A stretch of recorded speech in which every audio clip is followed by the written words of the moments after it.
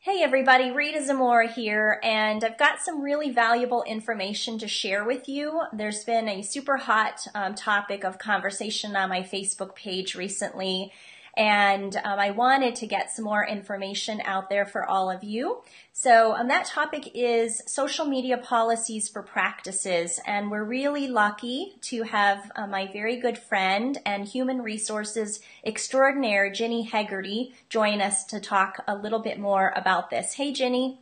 Hi, Rita. I'm happy to be here.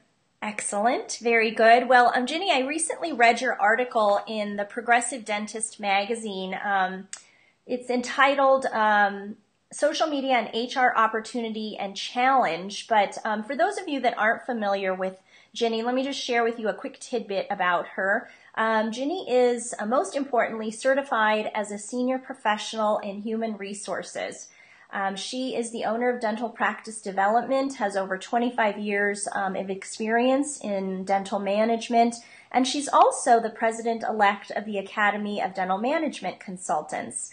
So Ginny, this article that you wrote for the Progressive Dentist magazine was really chock full of information. And what I found really interesting about it was you made an analogy with one of my favorite songs of all times, which is the Eagles song, Hotel California.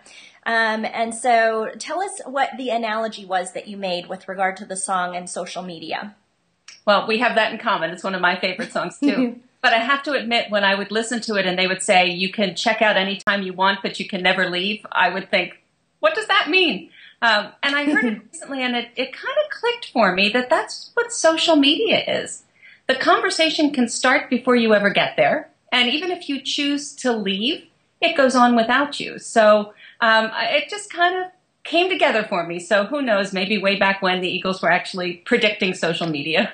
Yeah, could have been. Who knows? And, now that we planted a seed with everyone, and I know every time I hear that song, I'm going to be thinking about either social media or HR. So with that said, I read the article again. It had tons of good information in there. And I thought, this is a question that's coming up a lot. Does every practice need to have a social media policy? I mean, you and I both know that not every practice, whether it's dental or any other kind of healthcare practice, has adopted social media as a marketing tool. So some are using it, some are not. But does every practice, regardless of whether they're marketing with social media or not, need a policy? I would say absolutely they do. Let's go back to what we just said about the Hotel California. The practice may not be officially checked in, but the employees may be, the patients may be. Okay. So the message has started whether you're there or not. And I think it's a leadership issue that we get out in front of it and we provide guidelines for people. The Society of Human Resource Management did a survey recently, and they said that while most employees are absolutely actively engaged online with marketing, recruiting, customer service activities, 70% of the time, they're doing it without any kind of direction or guidance. Wow. From the management. And I believe that number is probably higher in dentistry. Yeah. So, rather than waiting for the mistake to happen and having to react to it, I think we need to get out in front of it. Yeah, makes total sense. And I know I've seen lots of situations where I think a policy would be helpful. For example, and as you mentioned, I mean, there's lots of team members, they're out there, they're doing the best they can with good intentions to get the word out about their practices using these tools. And I ran across a situation recently where a team member had set up a Facebook page and a personal profile for a doctor without her awareness, which was a really sticky situation on so many levels, and a policy would be beneficial in that situation, correct? Oh, sure. And I think you're right. That was probably done with the best of intentions. And there are times when I hear things like that.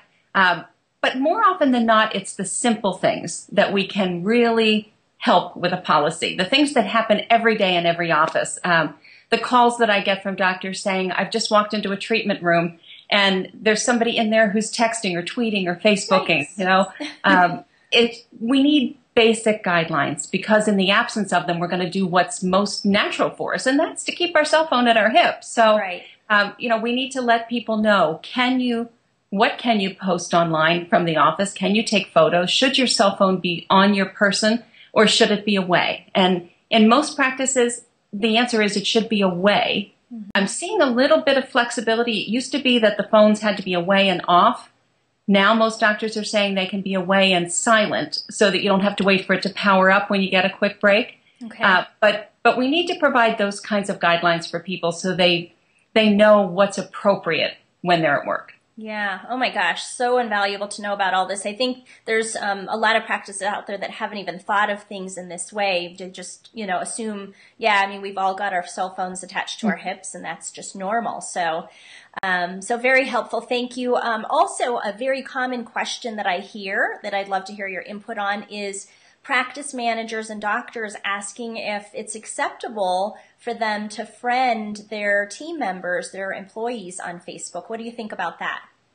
Well, I think it can be a tricky situation. I absolutely think you should all like the business Facebook page and exchange information there.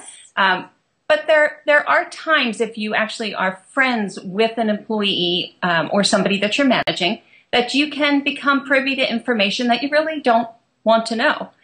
Some of that information is protected, so something to do with religious affiliation or sexual preference or medical conditions. And if that's the knowledge of those kinds of things could be considered the basis for an adverse employment decision, you could find yourself in hot water. Wow. So, and keep in mind that when it comes to employment law issues, more often than not, it's not really about the truth. It's about perception. Yeah. So we have to be there, the perception of something that was inappropriate. So for the most part, I think it's safer to not friend employees. Okay. Good to know. Good to know. Oh my gosh, so much. I'm sure we could just, go on and on about this topic because it opens up a whole new a whole new world of questions. So I'm sure the next question practices are going to have, doctors and office managers are going to have, is how do we go about implementing a policy? Well, I think the first thing is to not look at it as an isolated need. Okay, you do need to have a social media policy, but it should be part of a bigger package. It should be part of a policy and procedures manual that you have in place. Okay. The biggest caution I would have is don't just take somebody else's and copy it and put it into place in your case.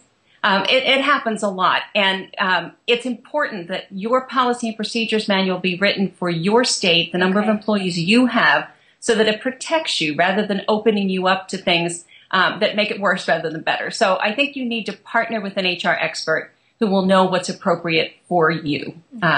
That's the best approach, and to see it as part of a bigger picture.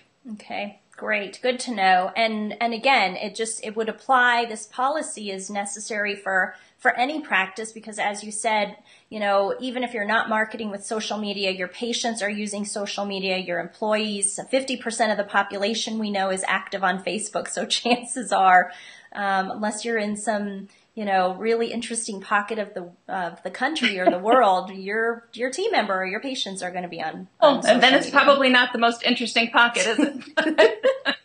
Yes, but even they should probably have a social media policy. Exactly. So, it's good guidance because your team really they're excited. They want to be able to share information. Let's just help them know what's most appropriate to do.